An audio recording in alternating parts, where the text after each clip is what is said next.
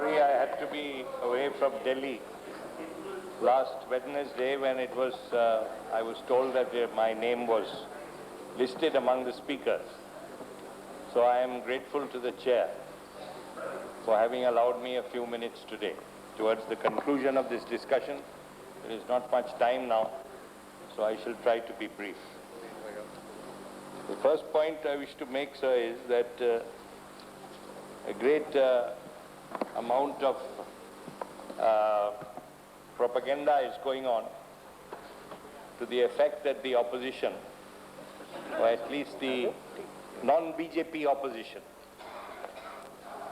does not wish to have anything to do with the new situation which has arisen in the world, and not only in the world, in the country also, and therefore the need for reforms, structural reforms, which is what our esteemed finance minister claims that he is carrying out.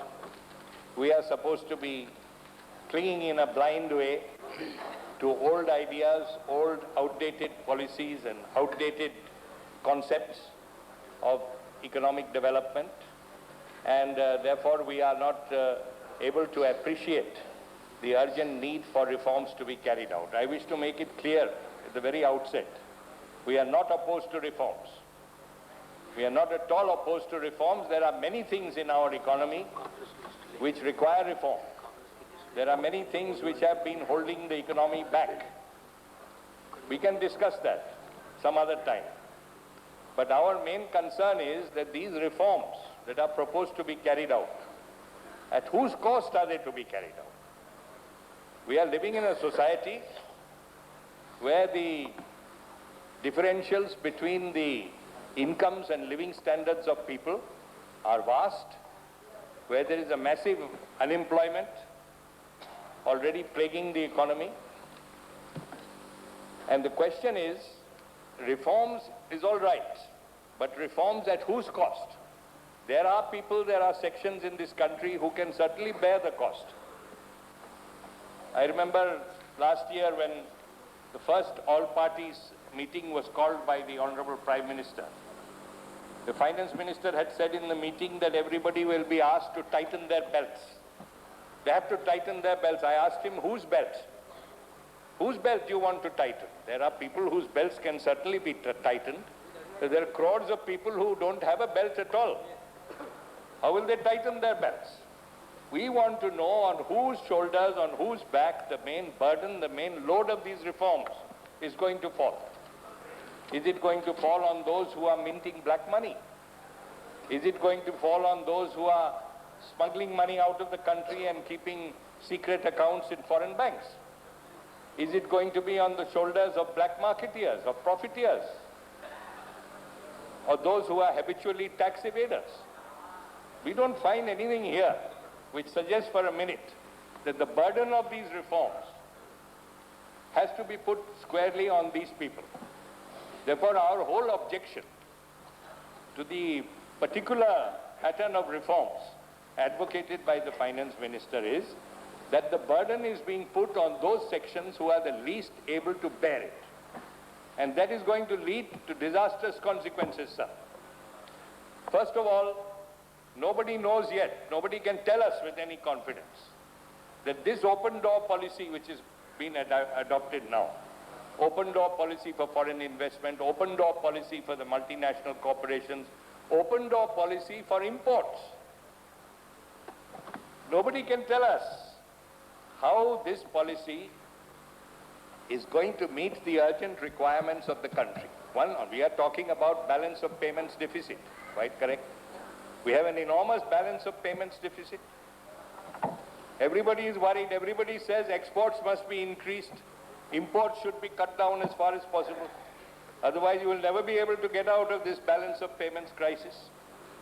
I cannot understand, sir, for the life of me, how by drastically cutting down all the customs tariffs on imports, which has been done this time, wholesale, all along the line, the import tariffs have been cut down. Whereas it is admitted by the government that the export performance has not been up to expectations at all. So by increasing the volume of imports and the cost of imports and not being able to step up exports proportionately, how do you expect to get over the balance of payments crisis? Please explain. There are big economic pundits on that side. Santosh Mohan Dev is one of them. He should please explain to us how the increase in the volume of imports on a huge scale without correspondingly increasing exports is going to get you out of this balance of payments crisis. Just the opposite will happen. The balance of payments crisis will get considerably worse. Number one. Number two, sir, what will be the impact on many of our domestic industries? It is true that they have lived for many, many years in a protected, sheltered market and all that, and you want them now to get rid of this and to face competition and all that. I agree. But what will be the impact when you allow all these foreign owned industries and multinational corporations to come in without any restrictions? They have been told they will be treated on exactly the same footing as Indian industries. That assurance has been given to them. No export obligations will be put on them.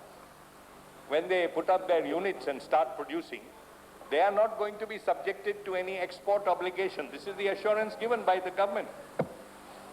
How are many of our domestic indigenous Indian industries, which have developed over these years at considerable amount of sacrifice and cost, how many of them will be able to stand up against this competition?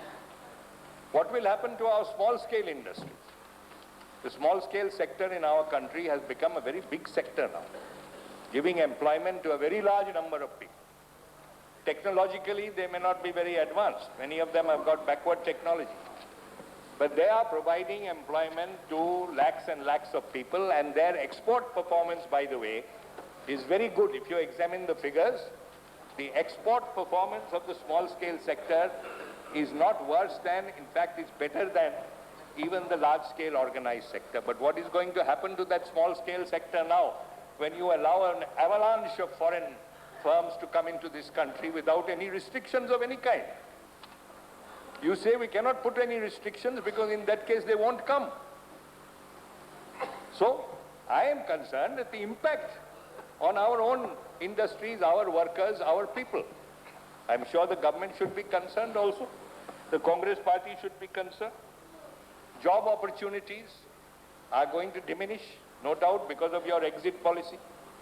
This morning there is a news item that from the railway board sources, it has been announced that the new recruitment to the railways, which takes place every year, is the biggest public sector employer, as you know, employing some 17 lakhs of people. Every year they are going to cut down the fresh recruitment by 30 to 35,000 people. Less will be taken in. So it's not my saying, it's railway board.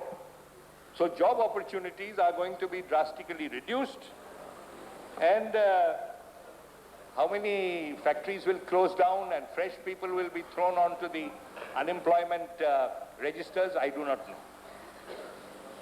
Then, sir, there is much talk. The Prime Minister also frequently assures the country that public distribution system is going to be strengthened. Many new outlets are going to be opened.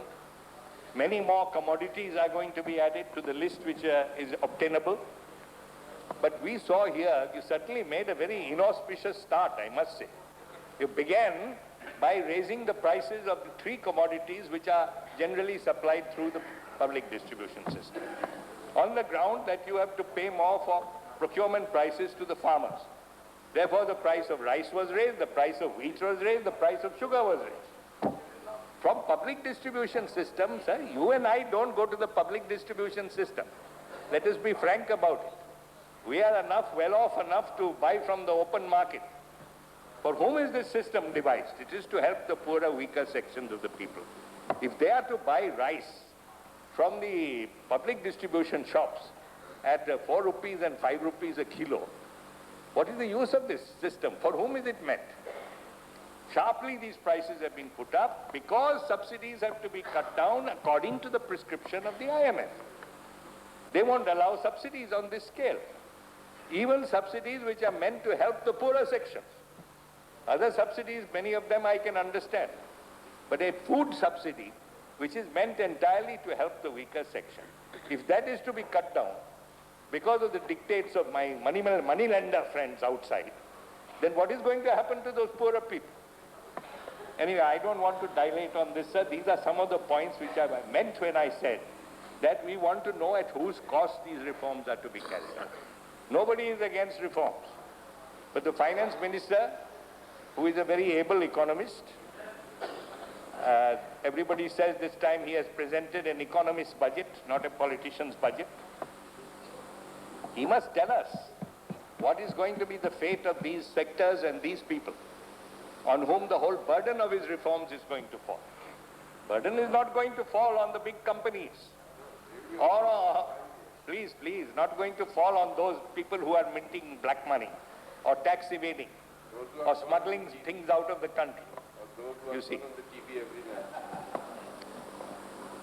The other one major point I wish to make about the President's address, I was really surprised to find that it really contains no sense of urgency, no serious attitude about the threat to the country's unity and integrity coming from communal and divisive forces, who have played havoc with this country's unity, who are still very active, who are still, I suppose, growing in their influence in many parts of the country, who have provoked disturbances and riots in many places, and who are preaching openly the slogan of a Hindu Rashtra, which goes fundamentally against the secular foundations of our constitution. You cannot take an oath on the Constitution of India and go out and preach a desirability of having a Hindu Rashtra. How can you do it? You are opposed to Khalistan, are you not? Because you are not prepared, quite rightly so, you are not prepared to countenance the advocacy of a separate state outside India, which is based on some kind of theocratic basis. And here the whole of India is sought to be turned into a Hindu Rashtra. What happens to the non-Hindus? Where will the Muslims go? Where will the Christians go? Where will the Sikhs go? Where will the Buddhists go? Where will the Jains go? Are they not Indians? Are they not to live in this country?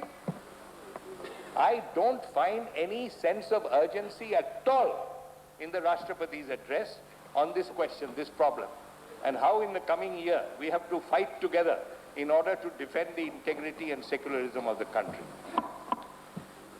Finally, sir, I will say, I am not taking time. Something is being said by that side and also by my friend Mr. Advani on this side, publicly, about the National Front and Left Front having decided to cooperate, inverted commas, to cooperate with the BJP.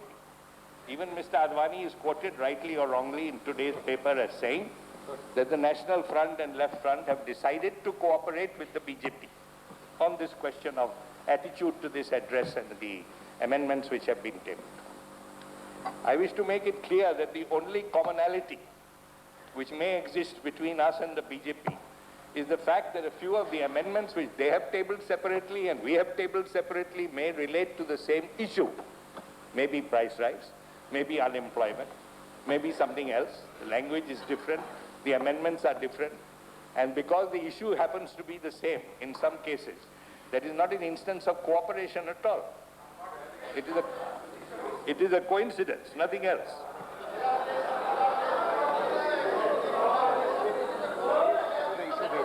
One second, sir, we agree. I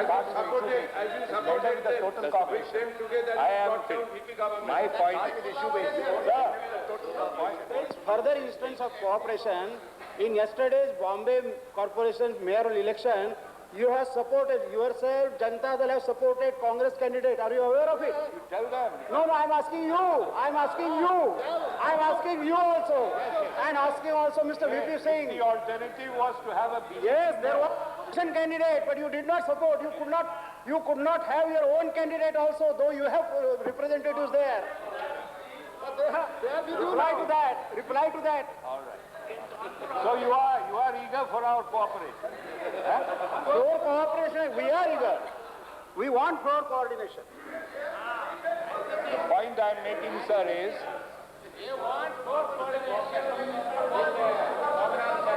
Sharad Pawar, आप क्यों ऐसे कर रहे हैं? इनको बेचारे को वहाँ बॉम्बे में इनको ले लीजिए ना साथ.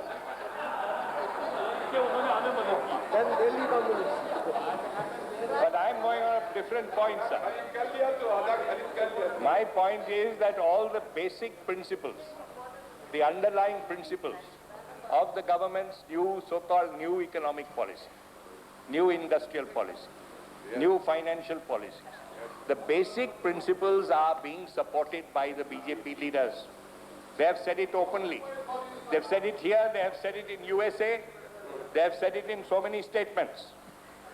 Now that policy, and at the same time they have tabled amendments condemning the price rise, expressing concern at unemployment, loss of jobs and all that. My humble opinion is, my dear friend Vajpayee will not be annoyed. You cannot artificially separate the policies from the outcome of those policies. The policies add up to one thing, and that is called a market economy. That is the great thing we are advocating now. We must go for a market economy. Even a global market economy, India must join. That means market economy, all types of decontrol and deregulation. Mr. Advani's complaint against us is that we are closing our eyes and sticking to Jawaharlal Nehru's outdated pattern, which was devised in the name of pseudo-socialism. You want to go back to that, he says. That is dead and gone forever. I hope the congressmen also agree with that. And therefore we have to go now for a new policy, new philosophy, which adds up to deregulation. When you were speaking, Mr. Said, I didn't interrupt you, though you spoke for about 3 hours. Don't do that. Decontrol, deregulation, privatization, free market, market economy, all these things add up to something. Yes, I'm coming to Soviet Union. I'm not talking about Darjeeling and Nepal. I'm talking about things which are happening in many places. Tell us about what's happening in Russia. Yes. All these years, perhaps being Please, you please stick to your Subhas Gising and let me speak on this subject. Sorry. What I'm saying is, sir,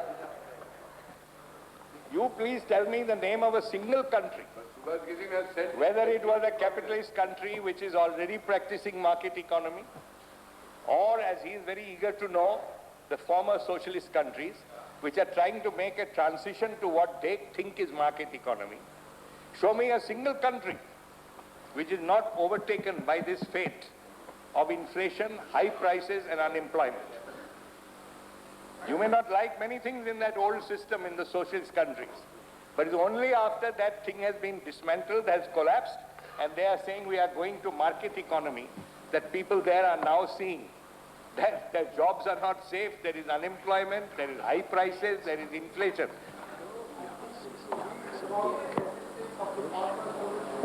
I have documents by the Soviet government submitted to the United Nations that all these statistics that the erstwhile Soviet government was putting out were all wrong. All right, I'm not talking about statistics.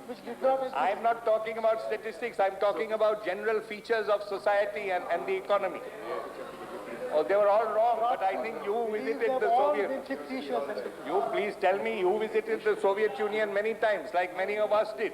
And tell me if you found there inflation. Did you find unemployment? Did you find beggars on the road? Huh? So my contention, sir, is that no market economy country can escape the characteristics of high prices and unemployment. This is a concomitant part of the market economy. You may say that for 3 years you have to suffer, that is your formula. Suffer for 3 years, after that things will get all right. Pie in the sky, they call it pie in the sky. Anyway, so I would suggest to my BJP friends that it is absurd to extend support to the basic policies of so-called liberalization, which characterize the government's policy, and at the same time go on criticizing unemployment and price rise, on which they have tabled amendments. I suggest that either they are confused or these amendments are only meant to be a populist gesture towards those people among whom they work, because they are feeling the pinch. They are feeling the pinch every day of high prices and unemployment. And therefore the BJP leaders, who are very clever people, I have great respect for their cleverness, they cannot ignore those things. They have to put those in.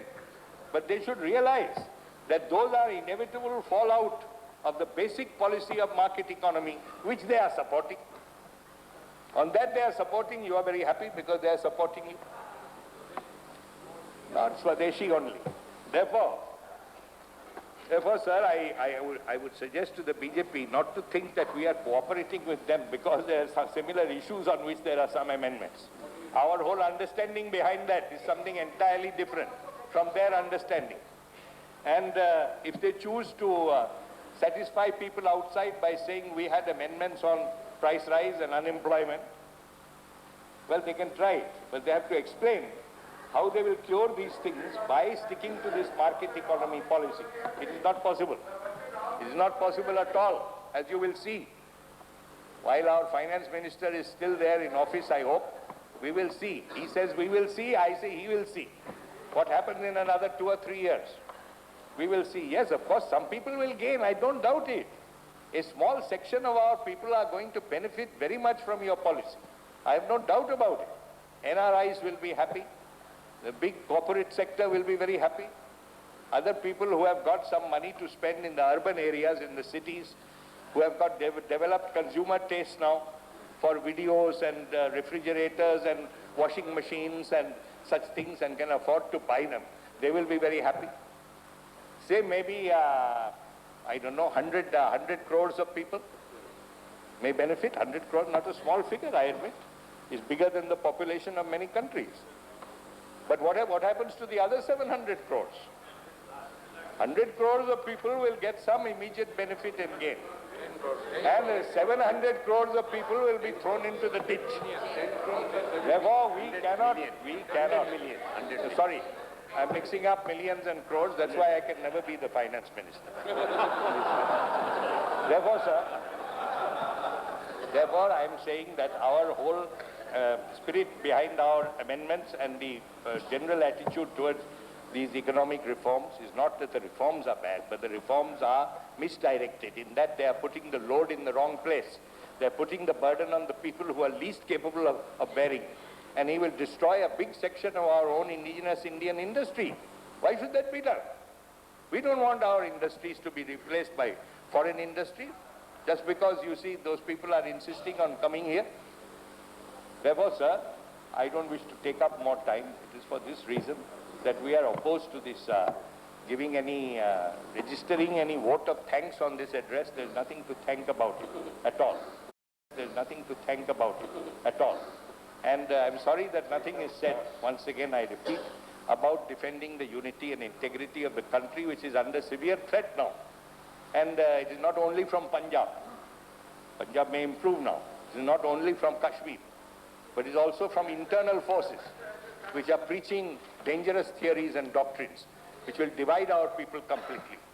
And therefore, with these words, sir, I conclude, and we will, of course, press for our amendments which relate to these various issues.